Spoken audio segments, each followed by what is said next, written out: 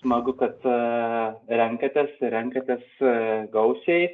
Tai primenu, kad pačią paskaitą įrašysime ir įrašas bus prieinamas Lietuvos kartografų draugijos YouTube kanale. O kol Georgios skaitys paskaitą, kviečiu tam, kam kils klausimų, rašyti į Q&A skiltį klausimus ir tos klausimus užduosime po paskaitos. Po paskaitos galėsime ir daugiau padiskutuoti kartu su pačiu pranešėju. Taigi, šiandien paskaita, kurią skaitys George yra dėstytojas iš Arizonos universiteto, kartu kviestinis dėstytojas ir Kauno universitete. Kartu jis yra Atlas AI atstovas čia Lietuvoje ir šios kompanijos dirbtinio intelekto departamento vadovas. Ir kas dalyvavote Kartokon konferencijoje, tikriausiai girdėjote Georgio trumpą pranešimą. Ir šiandien Georgios papasakos šiek tiek plačiau, kaip jų kompanija ir kaip mokslas prisideda prie to, kad palydovinius vaizdus įgalintumėme praktiniam pritaikymui. Tai paskaita, žinoma, bus anglų kalba, tai aš trumpai pristačiau ir persijungsime į anglų kalbą. So, good evening, George. You allow me to call you George. Yes, so of course. I will use this opportunity.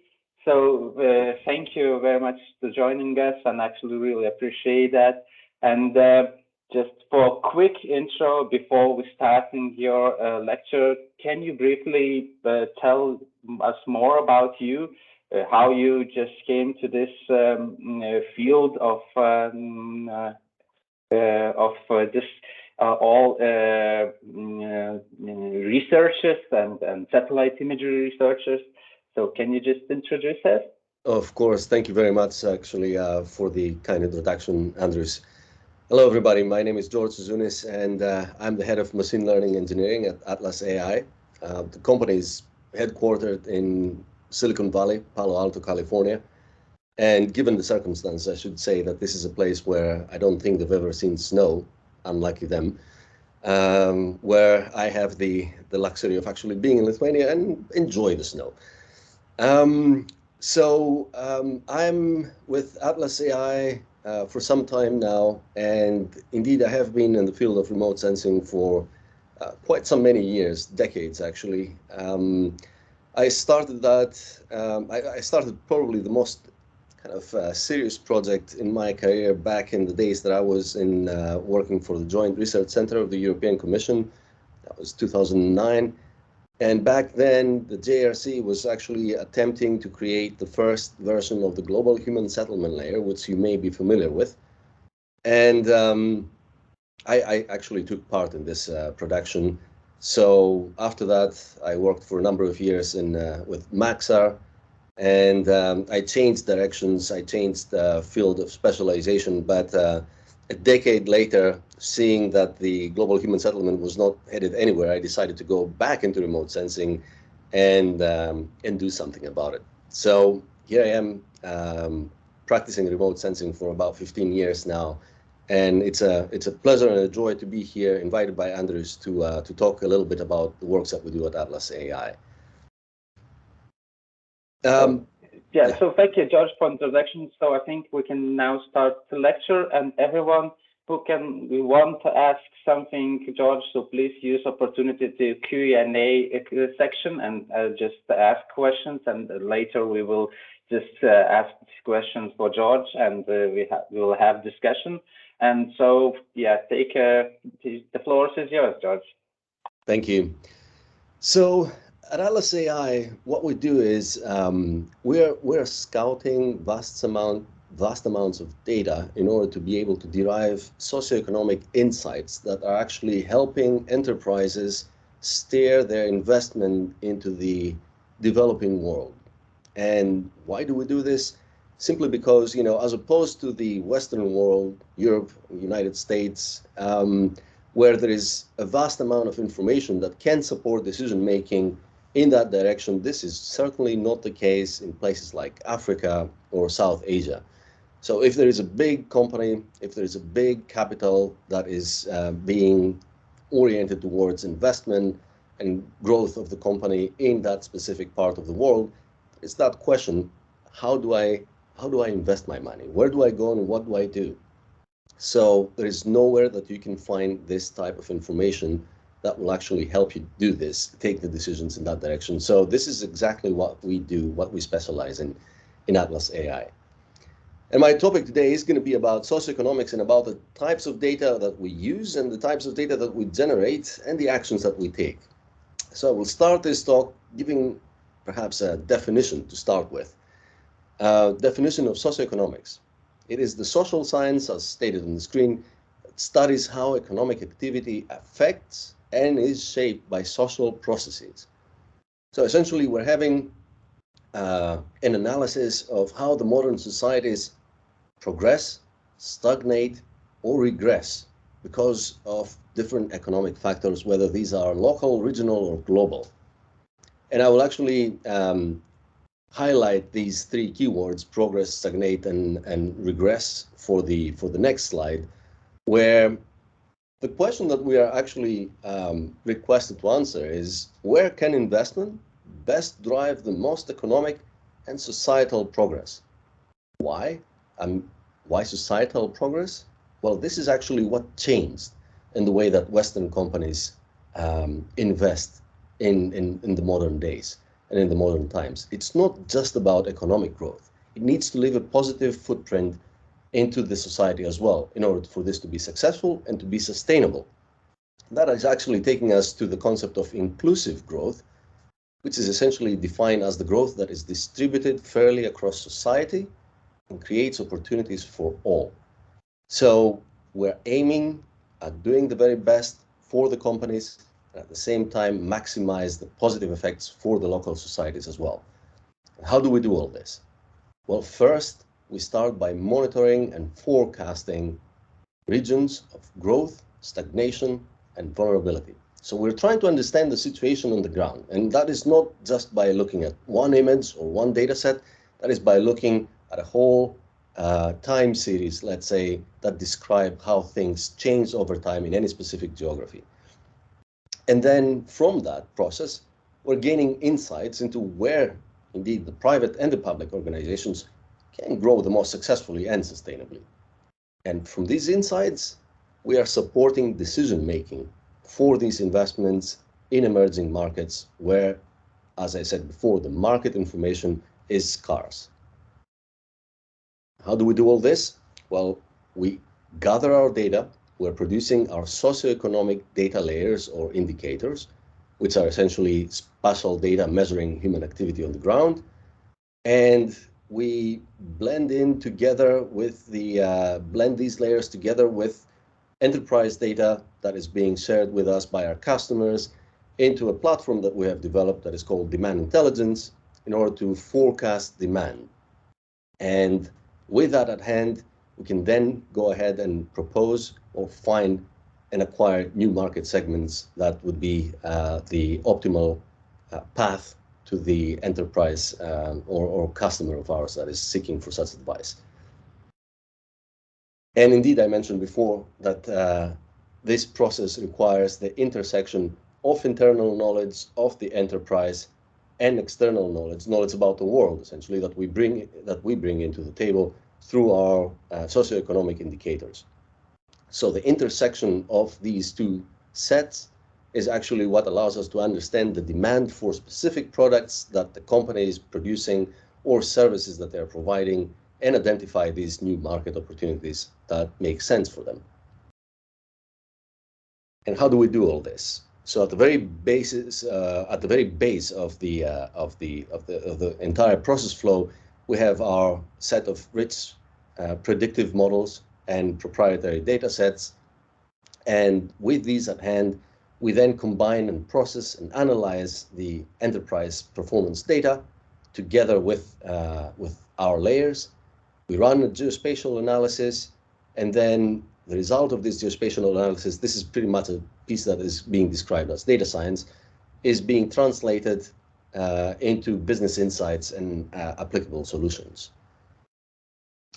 Let me just give you an example, because this is perhaps all too theoretical. So we had recently Liquid Telecom, which is a big telecom provider in Africa, that partnered with Google. And the objective of this relationship, or this agreement, was to roll out their consumer Wi-Fi business across the entire continent, so that they can pretty much expand internet connectivity in what is known as underserved regions. These are regions that have very little access to services or to commodities that we take for granted in the West. So our approach, as described in the previous slides, was to blend in their data together with ours and derive some kind of an optimal outcome. And in this specific customer, in this specific case, we use population density, access to electricity, consumer spending power. I'm highlighting this one because this is actually a very, very important piece of data that we are producing, and the proximity to fiber backhaul networks. So the results that we presented to them was, a set of ideal locations for Wi-Fi demand across the DRC, that's the Democratic Republic of Congo, as well as a set of prioritized locations of focus for them to develop kiosk reseller networks. Now, if you think about it, what did we do? We helped a telecom company establish internet connectivity where it is believed to be the best and high priority for them. That's fine. That's all good for the company side. What impact does that have to the local community? Well, it enables having internet and having high-speed internet. It enables e-commerce to be developed. It allows online businesses to be developed and to thrive. It sets the basis for proper communications.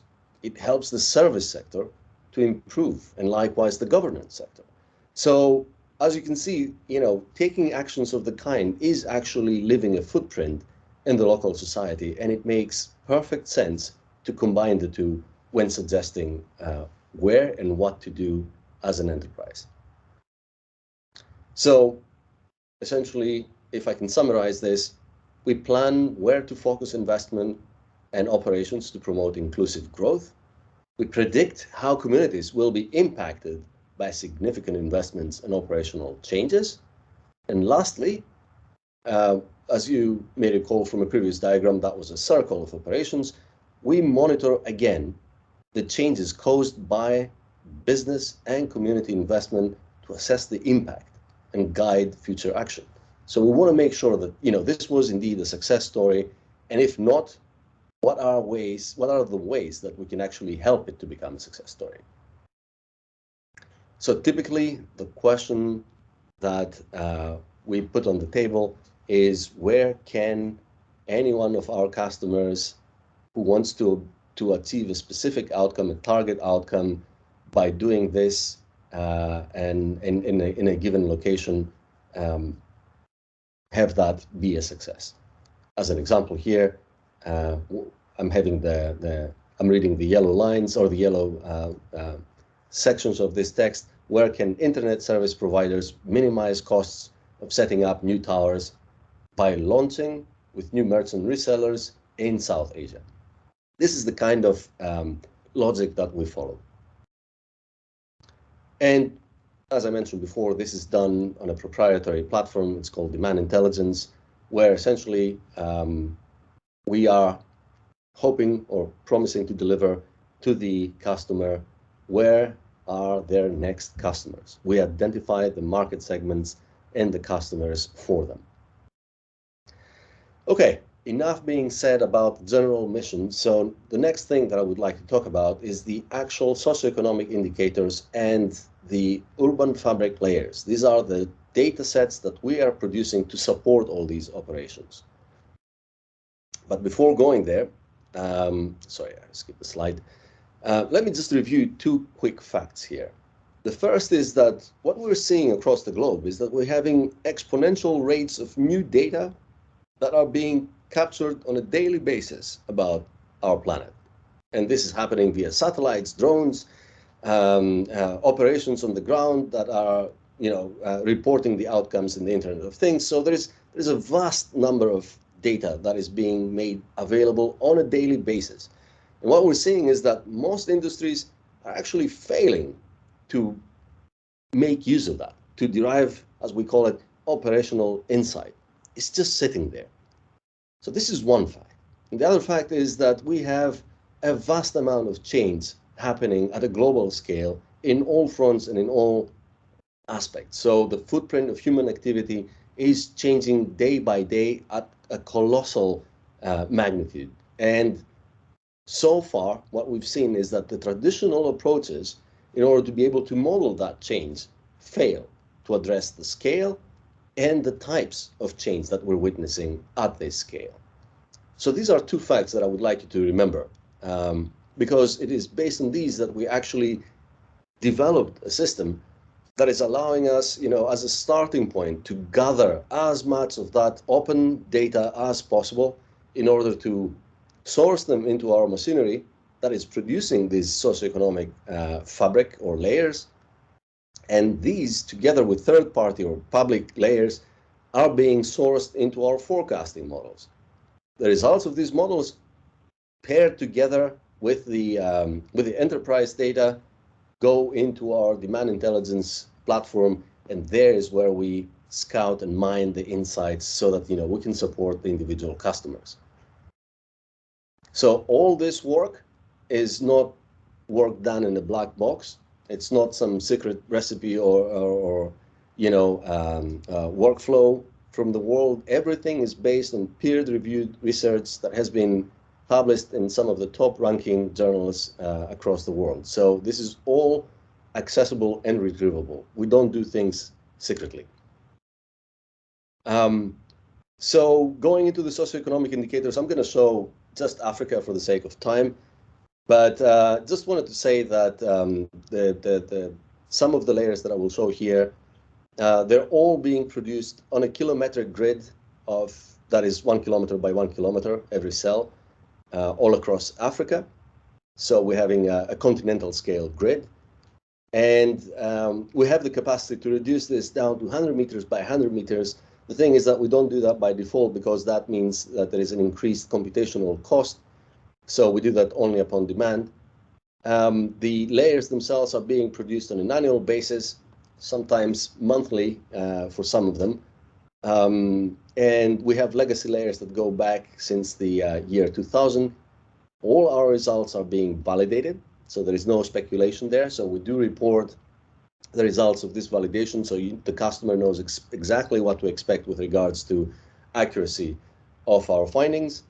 And we are actually planning in the year 2023 to increase our arsenal of such data layers by a substantial amount.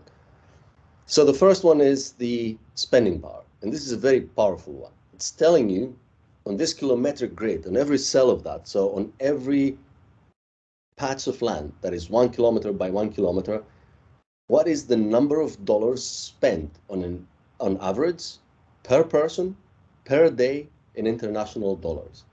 So we can actually find with great accuracy that amount that is being spent on a daily basis, and based on that understand what is the wealth and indeed the spending potential of that specific patch on the ground. Next to that, we have the AWI, which stands for Asset Wealth Index. And that one, I can go to the next slide, this one, is actually measuring economic well-being based on the physical assets owned by a household. And this information comes from surveys. So we are finding from very limited amount of data what is the correlation between satellite imagery and ownership of a mobile phone, for example, or a car, or a television, or you name it. There is actually a pretty wide range of assets that are being considered for us to train our model and derive that index, which is very informative about the well-being, the financial well-being of the people on the ground. Another one, which has been shown up in the cover of Nature magazine just this past month, is our electrification layer. So we provide monthly estimates of which parts of the continent are electrified and since when. And as you can see, actually, this is not a very old picture. As you can see, Africa is lacking access to electricity, and this is an obstacle for further development. So this is actually among the top priorities of people that are interested in supporting a sustainable investment in that continent. Lastly, what I have here in this presentation, we have the population layer. It's obvious, like it estimates the size of the population on any one of these cells of the kilometric grid. Then we go into the urban fabric, and the featured data layer there is the Atlas of Human Settlements, which was presented a few weeks back in the KartaCon conference. I'm having a couple of screenshots here from Rwanda for the year 2021. So this conceptually resembles the global human settlement layer. Actually, it measures the same exact quantities, but the difference is primarily on quality. So we're having a very, very good accuracy in this result. And we are producing this again on an annual basis, 10 meters. Every pixel is 10 by 10 meters on the ground. And we're actually in the range of 95 and above, 95% and above with regards to accuracy. So one of the derivative layers from this is the built-up surface. So it gives you a feel for where the built-up is on the ground. By the way, we're talking about built-up, not buildings, because most of the time buildings are less than 100 square meters in size, so they're not exactly possible to capture as individual structures. So it's not building footprints. It's built up as an aggregation, not aggregation, but as let's say the average of that patch of land. Not average. It's the ratio of how much built-up surface exists in that 100 square meters on the ground, and this is being reflected in the built-up index, which you see here.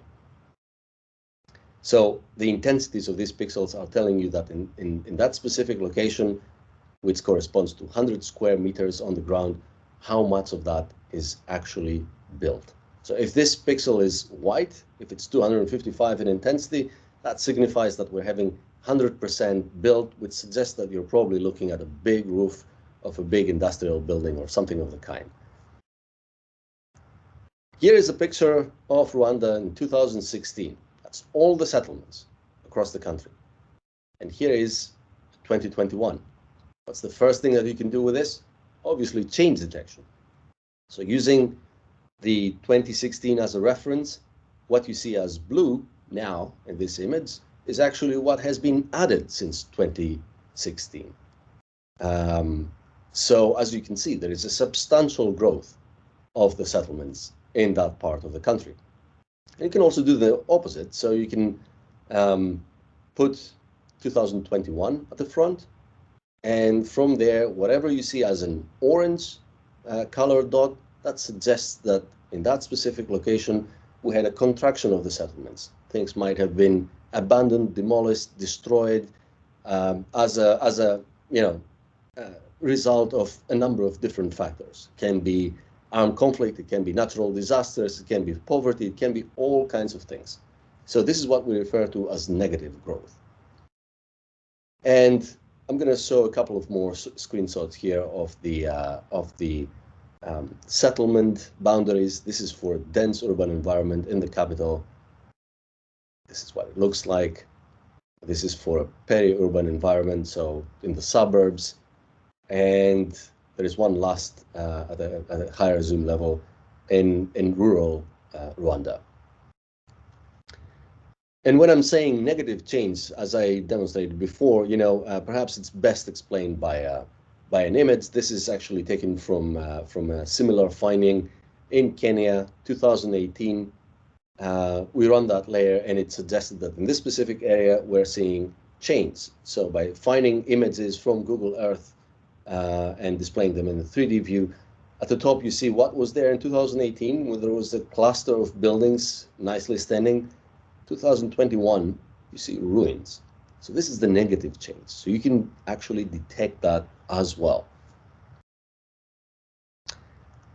This layer, among the many different applications that it has, is also the basis of our forecasting works. And we do forecasting at a hyperlocal scale. Hyperlocal means, again, it's 1,000 meters by 1,000 meters on the ground.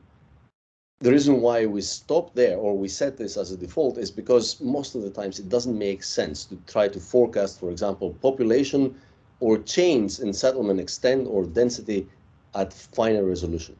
Kilometric resolution is already very good, considering the fact that forecasting models today handle countries, maybe states in the United States or elsewhere, and in some cases, at least talking with respect to the American terminology, we can also do forecasting at a county level. But doing this at a 1 by 1 kilometer is something that is rather novel, and we're doing this very well. And that is thanks to the fact that we have very good information about the presence of man via evidence such as build-up. So here are a couple of zooms into different parts of Texas where we did that exercise. On the left, you see the reference data. On the right, you see the forecasted results.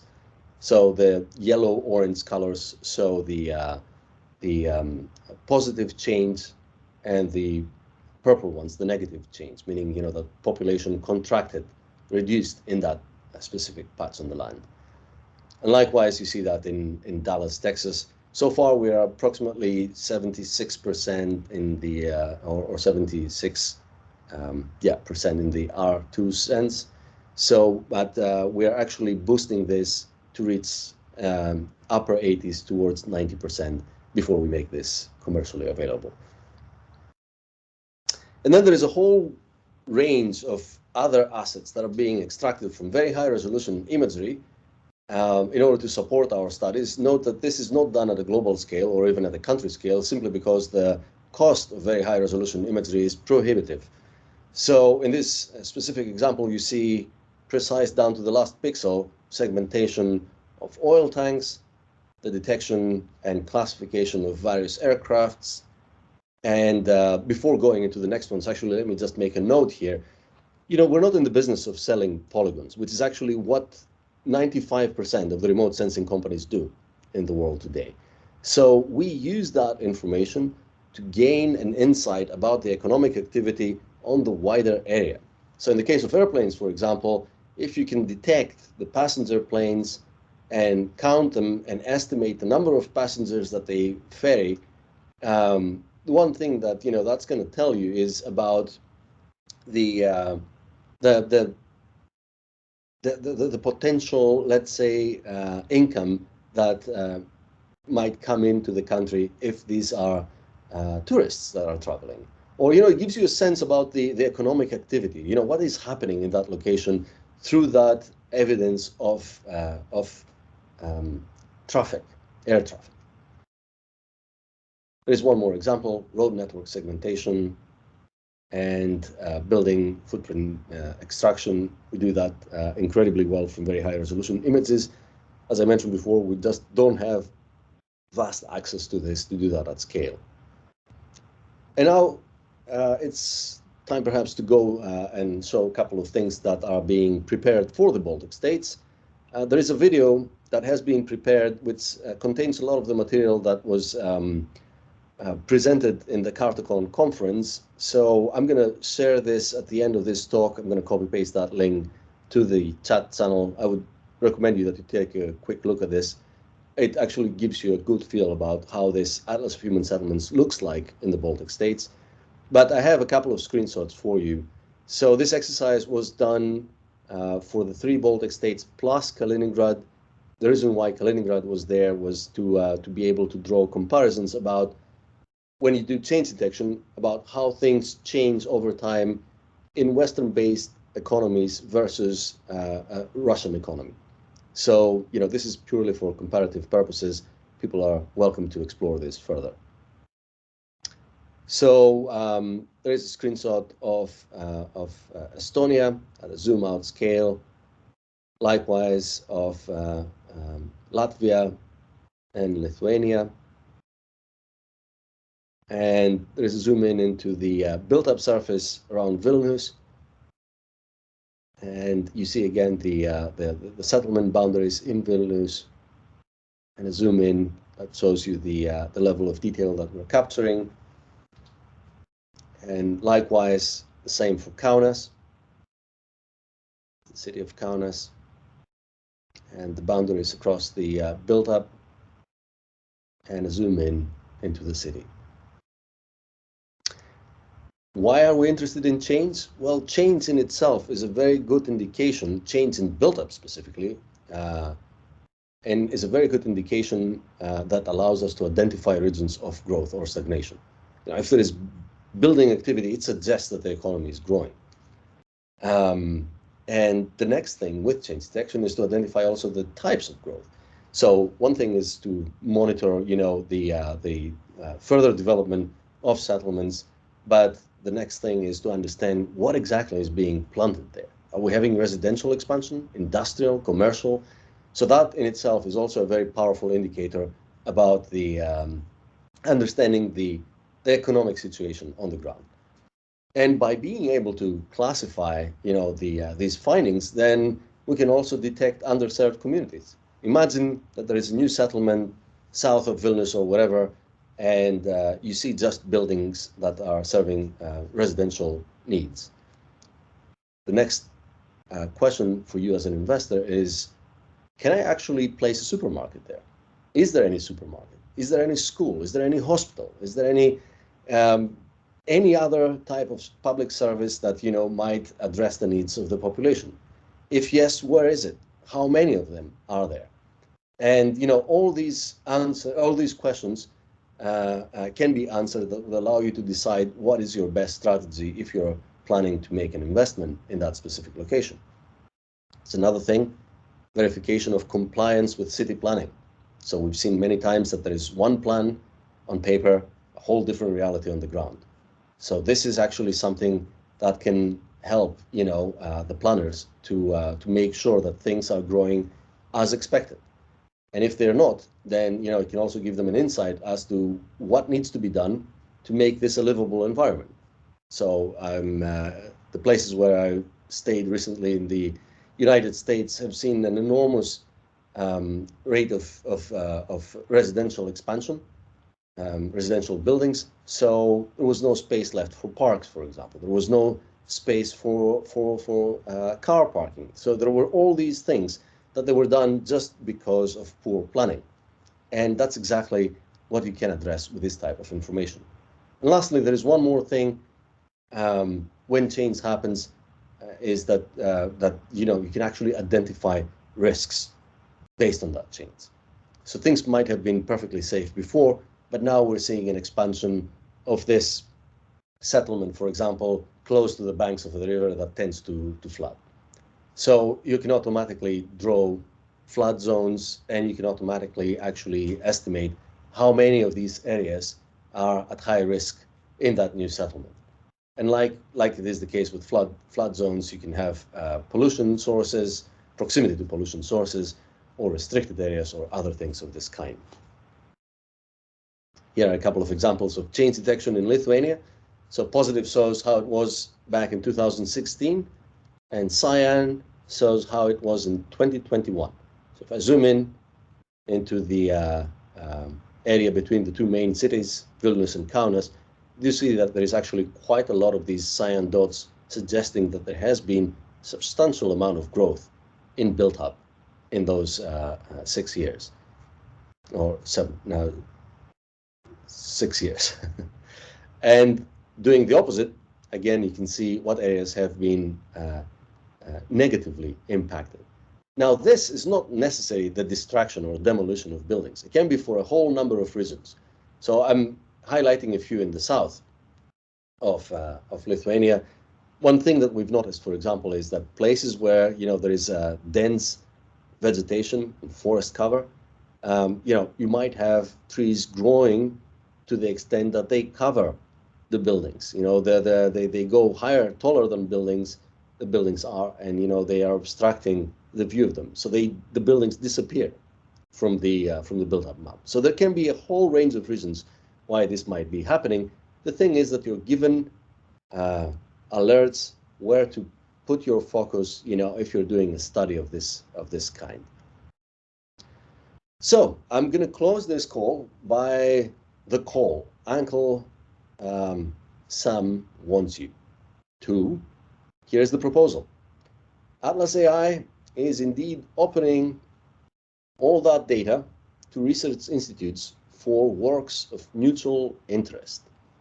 And in all truth and honesty, Baltics and Europe in general are two geographies that we never did any works before, and we very much want to. And the call is for us to work together. So what we do have readily available for this is the Atlas of Human Settlements for the years 2015 to 2022. We have the electrification layer from 2000 up to today, even though I'm not sure that this is particularly interesting because I cannot foresee any location in Lithuania or anywhere else in Europe where it's lacking access to electricity. In the case it is there. We have the population and population density in the same time period.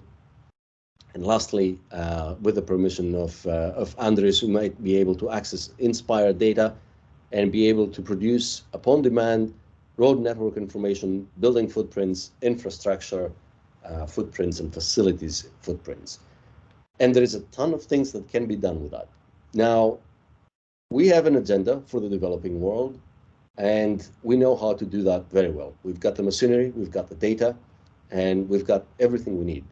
We have no idea what the needs are in this part of the world. And this is where you are invited to come into play. And that's exactly why all that material was presented today. I want you to get a feel for all this. I want you to think perhaps, how can that help you do a better job in what you do? And let's talk about this. And here's my email, and there is an email of the company. I'll be super excited and thrilled to talk with you about any potential ideas. And with that, thank you very much. And I'll pass the floor back to Andres. Yeah, great. Actually, thank you, George, for this actually short intro about, I just thought about actually everything that is related with satellite imagery. Actually, what was really interesting for me, it's not even the technology behind, but actually this business cases, because when we talk about satellite imagery, we always like from research part or from research organization, we're always thinking about how to analyze the data and so on, how to improve the analysis quality and so on. But what you are showing that it's more important not only to have the ability to analyze the data, but actually where to use it, and actually not only to use the grid. Because when you start showing the grid, I just thought, okay, I already saw this somewhere. But actually, what is behind this grid? What is behind these different layer types and so on? So actually, it was really interesting to hear about this also business cases, because who is your main consumer and so on.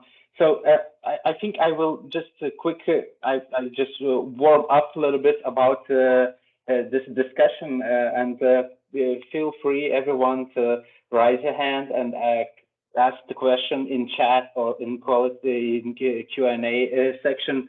But from me, as a also I am from Vilnius University. So okay, so if we just thinking about student researchers, so how we can start to getting the data, and if it's only how to say contacting with you, or we can actually just go right now and grab some examples and just take a look, and also if you're providing the data layers for example, university or academia in general.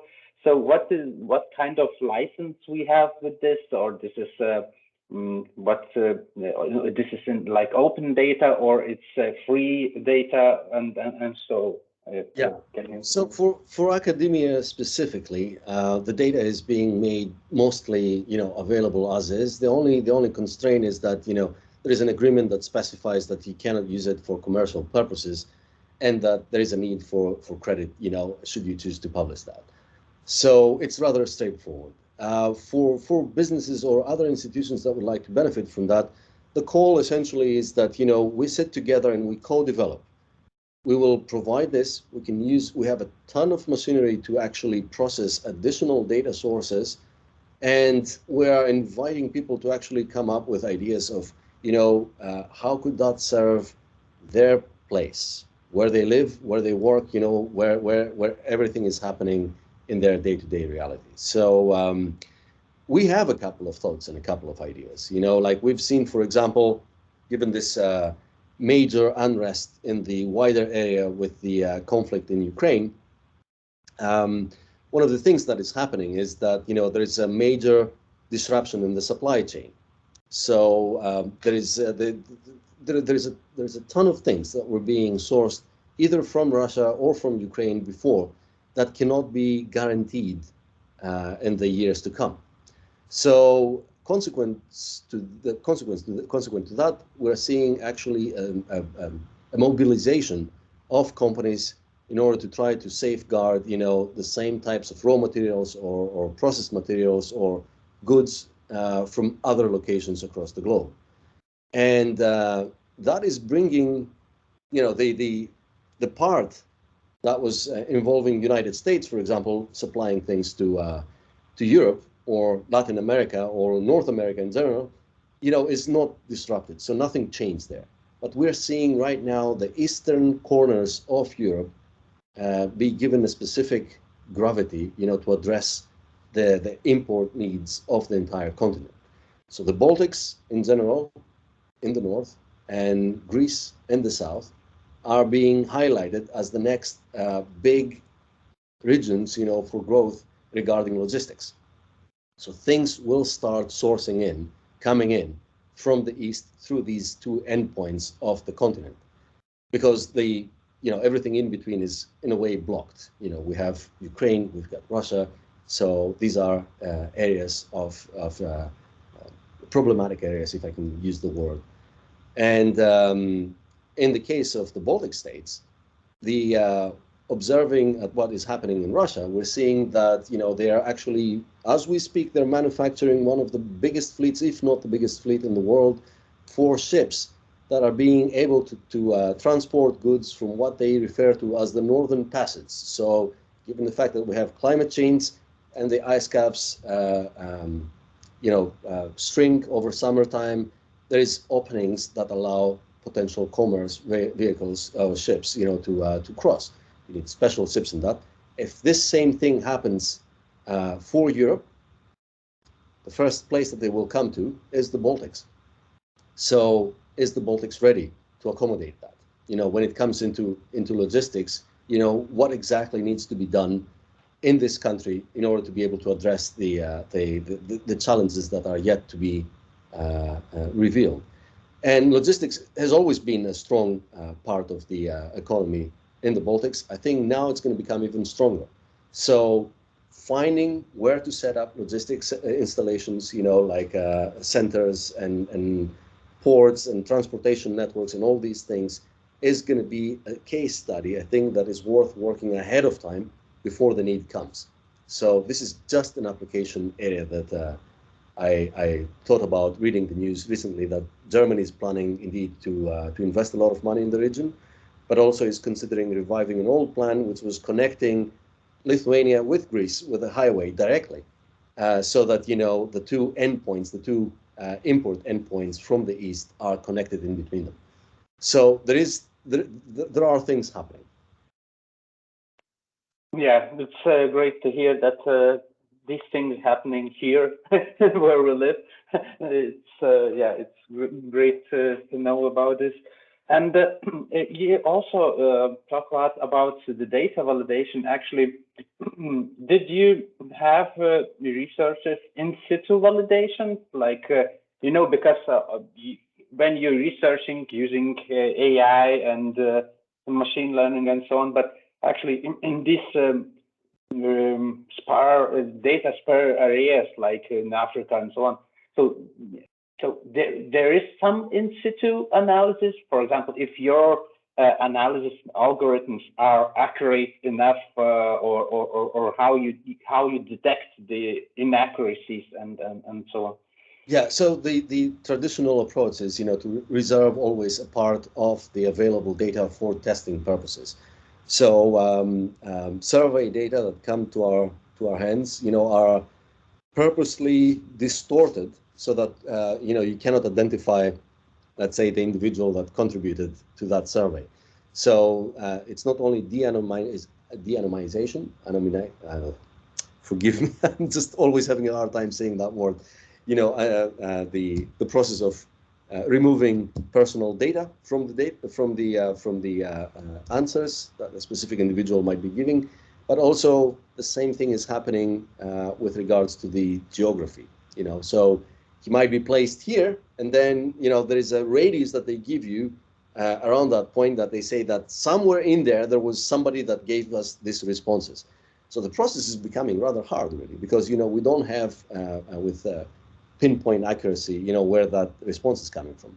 But given enough responses of the kind, we can actually, AI is picking up what are the features on the ground that correlate with this type of responses. We're actually resolving this, and we're finding, we're finding the trends that correlate between satellite images and survey responses.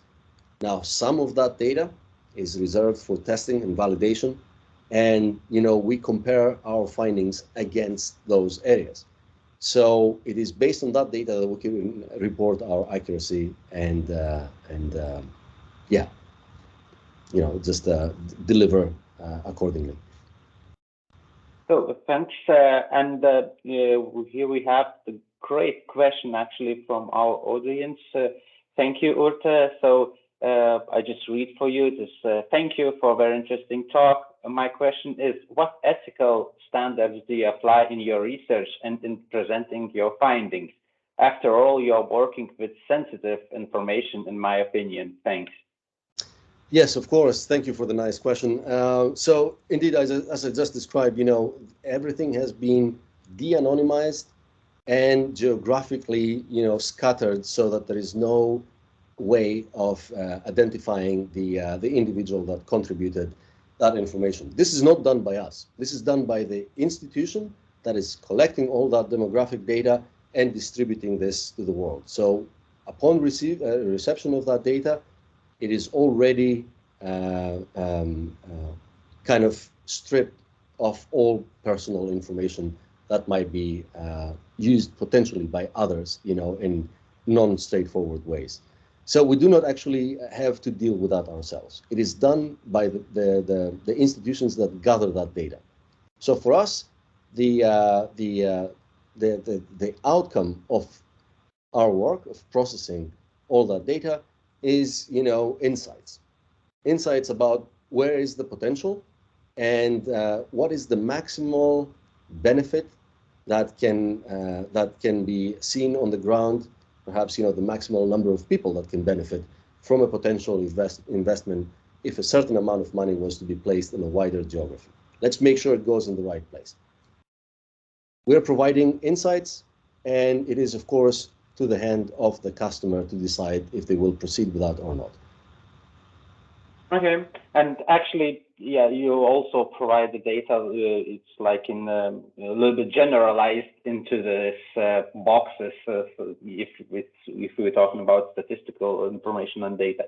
So the next question probably is more technical. And what are the main differences comparing to ORNL land scan, or at least how your tech would be more fruitful? It's land scan population data explorer we have. So right. It's so can you a little bit compare what is the differences? Yeah, so the population layer that we are producing is an aggregation of world pop. So it originates from WorldPop. So the question would be more, a comparison between WorldPop and the specific one that you're bringing this up. But we do not claim any novelty in the population, but where the novelty is in the ability of actually forecasting this. So our forecasting methods are using WorldPop, as base data. So we're having a survey that is happening every 10 years, and then the WorldPop agency is actually predicting, or not predicting, but every year releases a new number for every patch on the ground. What we do is we actually take these estimates and we are creating a short time frame prediction at a hyperlocal scale.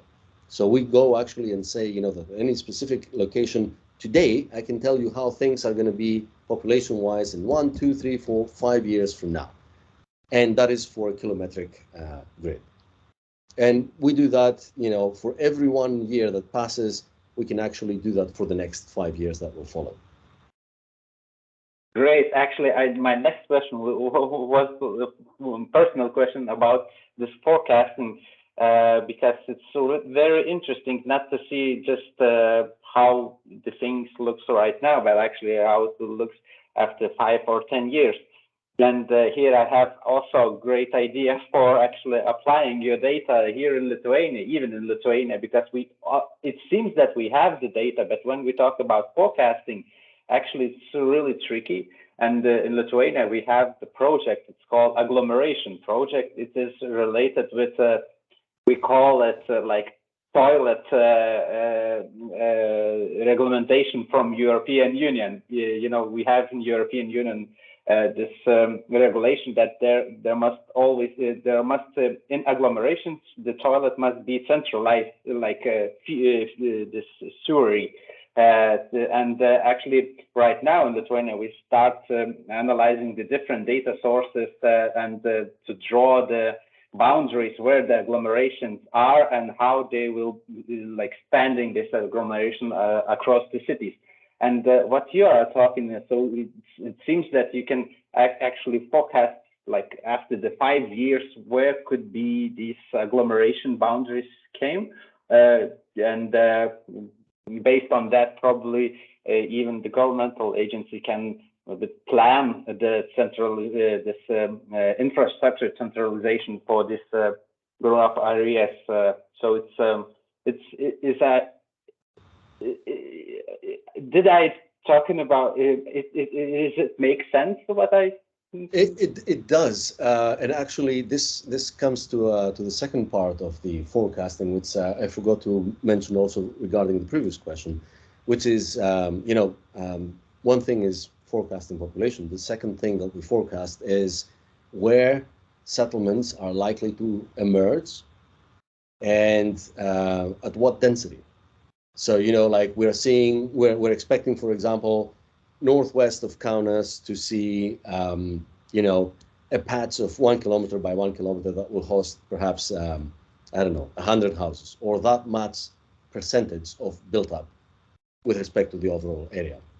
So we can do this for anything else that can be measured and be extracted for a number of years historically, so that we can use that as training data.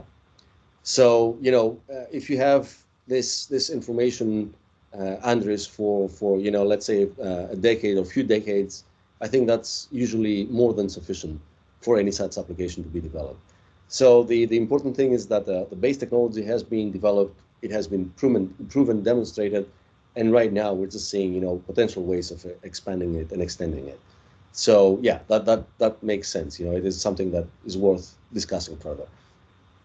Okay, because it's really strict regulation. It comes from European Union, and it's really interesting that it will be like automation, also this automation of forecasting, and based not only on the data we have here, vector data, but actually a little bit from broader perspective from the satellite imagery. And yeah, the time is ticking, but actually, I just you are the lead, technical lead in your company, and actually, I just want to ask you, like, can you draw us a little bit bigger perspective where you see your company and actually your research, more probably your researchers in this field, actually, if it will be like more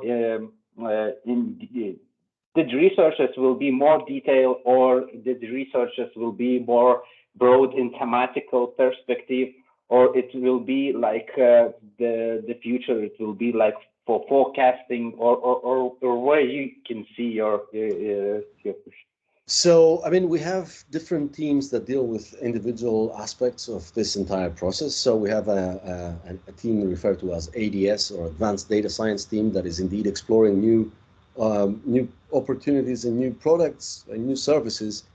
My team is primarily tasked with coming up with innovative data layers that are actually powering up the data science team. Talking about a company as a whole, I mean, we do have our agenda, we do have our clientele. However, I think the biggest impact is done in partnership with Google. We are official partners of the Google Sustainability Program.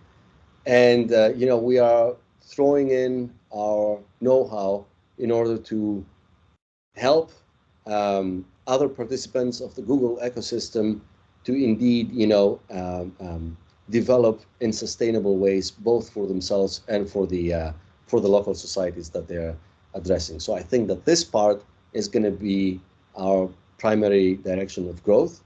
We will try to maximize our impact there, and as such, you know, make a bigger impact in the developing world. With that being said, we're very, very eager to find a starting point in Europe. So far, we didn't touch that on the basis that, you know, Europe is a fully developed continent, so we do not exactly know and understand the needs that there are in perhaps at the continental scale or at the individual country scale. So this is why I think that, you know, this call will benefit us all. If there are any such ideas or problems that you are aware of, you know, we will be very happy to discuss this further. Great. And just one more question pop up. If it's, I think we have some time left, so it's sorry, we will take all the time from you today. We will use this opportunity we have you. So, question from Viva. It would be interesting to be able to identify urban form and urban functions, essentially as one label, form and function classes, for various predictions and change detections. Perhaps to see how to make one urban form function class happening more often, like you spoken about logistics. But would be that possible with, for you say, 10-meter resolution data? It is. The thing is, we still, in our approaches, we still compute the coarse layers, the coarse resolution layers. So, you know, we find a number of different features that are best describing at a top level, at the summary level, our findings on the ground. And we use that to steer the very high resolution processes, you know, so that, you know, we minimize the possibility of error. So, you know, for example, before classifying a building, you need to confirm that this is a building.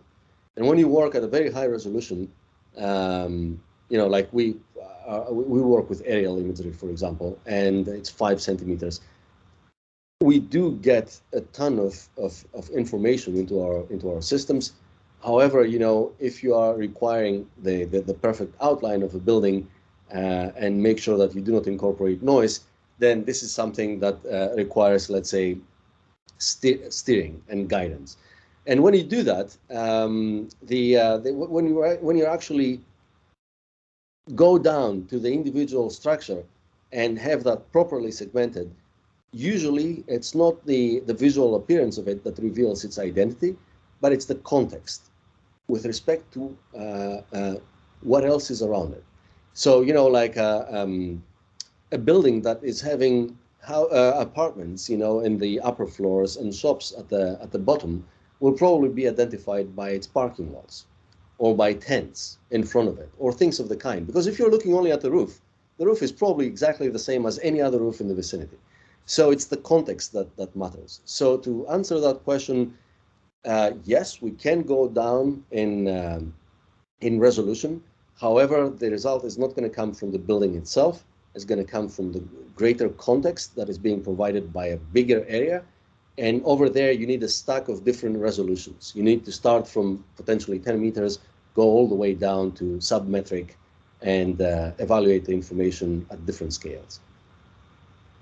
Yeah, I think this question is also like really related with the thinking act, and we have. I always telling for my students and in my university that we just in all the solutions we must think about the broader context and about the continental, for example, level or world level, because when you're thinking about Lithuania is really small in the context that you are doing analysis. But if you can take a 5-meter grid or something like that, and for computation it will be also quite easy. But if you take this just like whole Africa and the United States and the world, it's also, you must always like how to say thinking about how the cost of the computation and the result. For example, if the result is, I think, 10 meter and 10 meter in Africa is more than enough, especially for the use cases you told for us.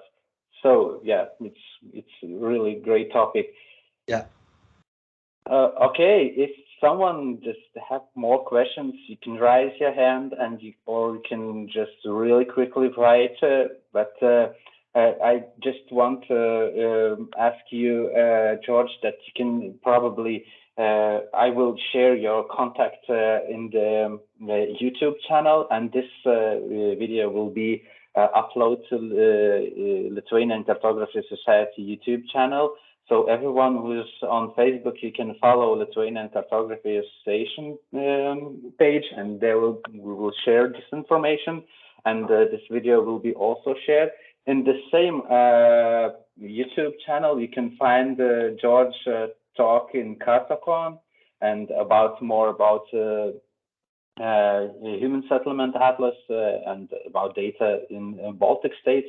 And I saw that there are also participators from our university, so you can also use the contact of George and probably invite in the universities as well, because as you saw, this is really interesting topics, and actually this is not only interesting from the perspective of science, but also from the perspective where science can be used in practice, and this is really interesting. And I always really enjoyed the talks from United States, because you're always thinking about where science can be used in practice, and somehow in Lithuania or in Europe, we're always thinking about science. Okay.